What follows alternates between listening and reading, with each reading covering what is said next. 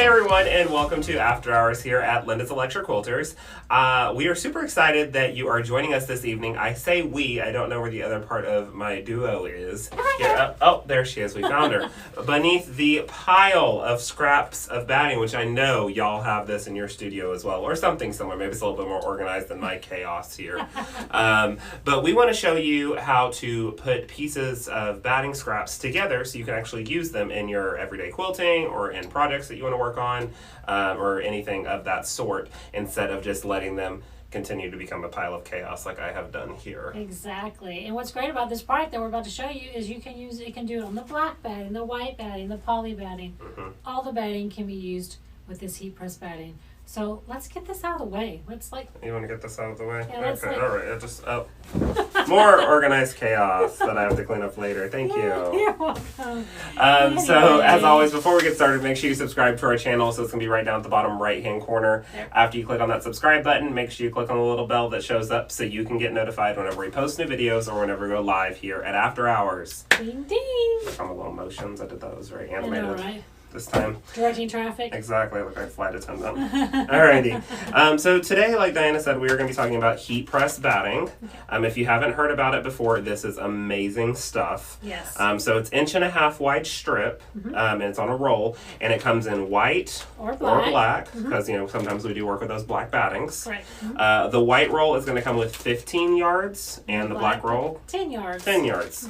And so this thing it's absolutely amazing. When we get over to the ironing board, you'll see, but it has kind of like a gritty side on one side of the tape, and that's the glue side that faces down on the batting. Correct. And then you can easily just use your iron, and it just heats and bonds it together. It's fantastic for cotton batting, cotton blends, polyester, wool. The only thing I would not use this on is what's the word?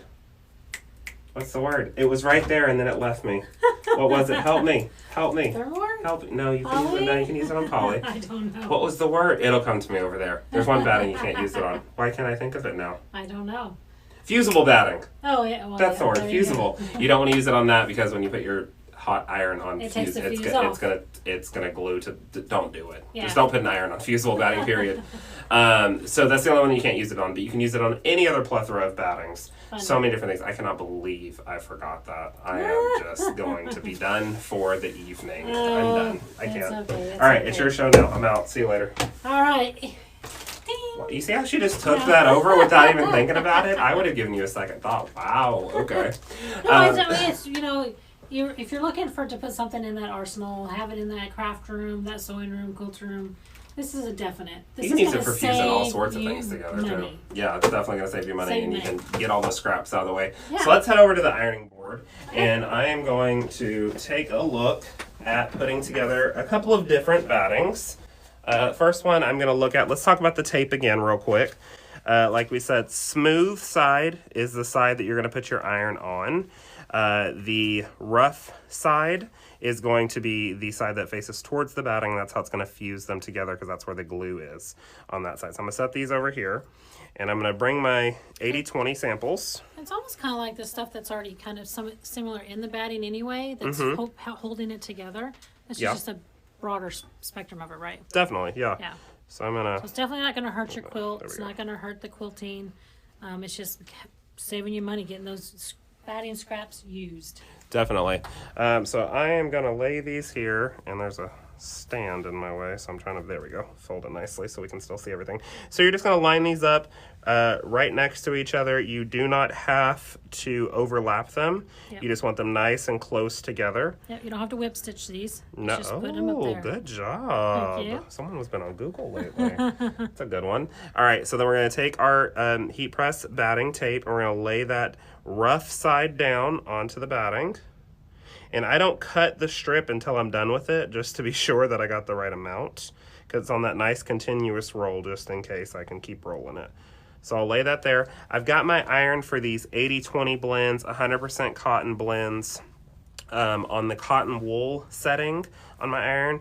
Whenever we do the poly blend, we want to put that on the synthetic setting on our iron, just to make it a little easier, because if you put an iron on polyester, it will tend to melt it a little bit. We don't want to do that. It'll fuse it. It'll fuse something. So I'm just going to take this iron, and I'm just doing a light press, every 2 to 3 seconds, picking my iron up, 1, 2, picking up. You don't want to leave it sitting there. You just want to do a nice press for 1 to 2 seconds, pick up, and work your way down this. You only have to press and fuse one side. Some people will do both sides just for extra security. All the quilts that I've done with this heat press tape over the years, I've only done one side of it because it tends to hold together very well just like that. Once it's quilted in the quilt, it's like it was never there anyway. Yeah, exactly.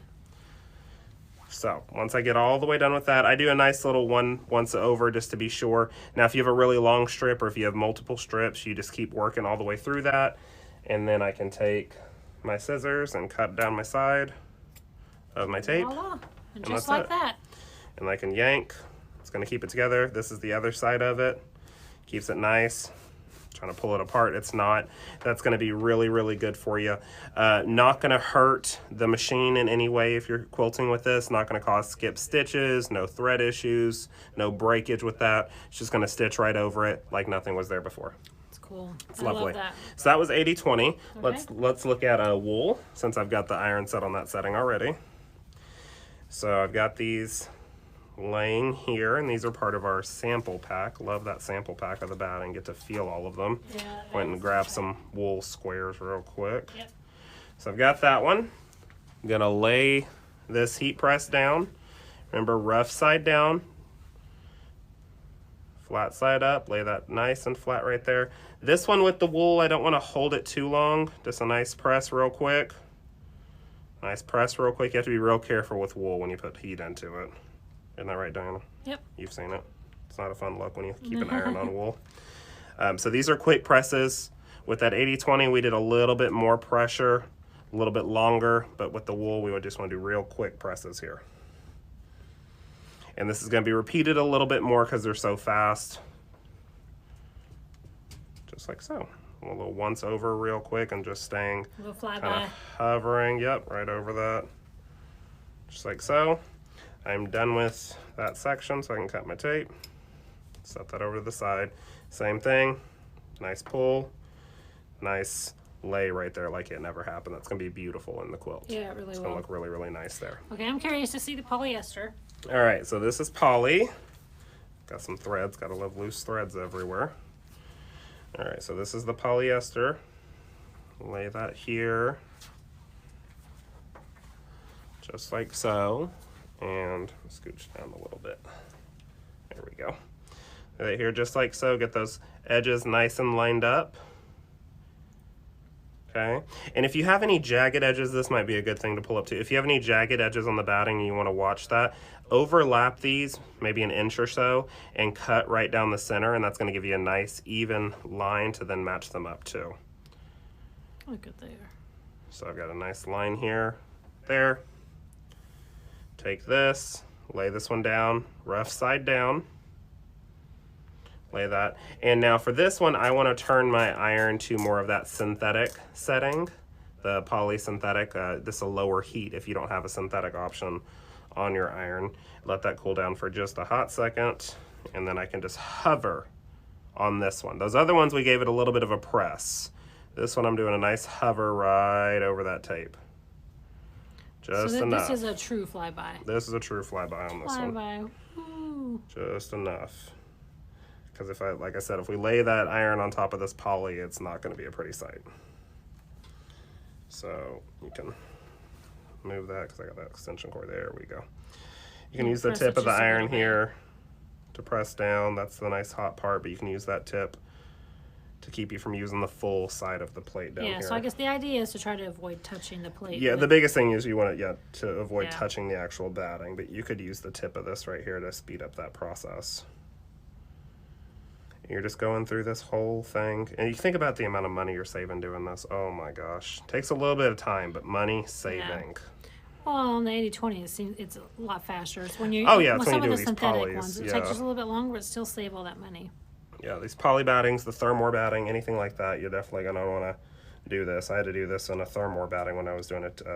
What quilt was I doing? A cuddle quilt. Because Thermore is great for that kind of stuff.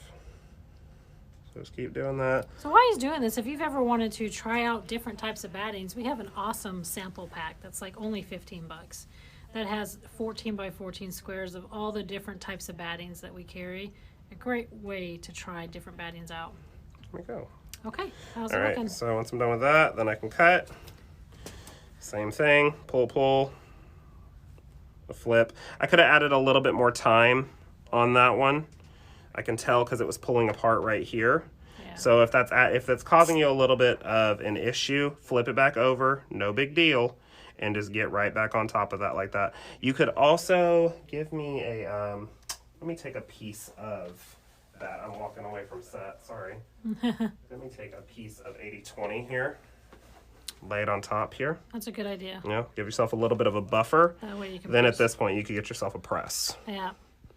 That would probably be a little easier. It'd be a little easier, faster. It just depends on what you have right now. You know, Yeah. sometimes you don't have 80/20 just lying around. Yeah. So you can use the tip of the iron trick to get it down, or throw a piece of 80/20 down here just so you can have a nice barrier to work with while you're pressing.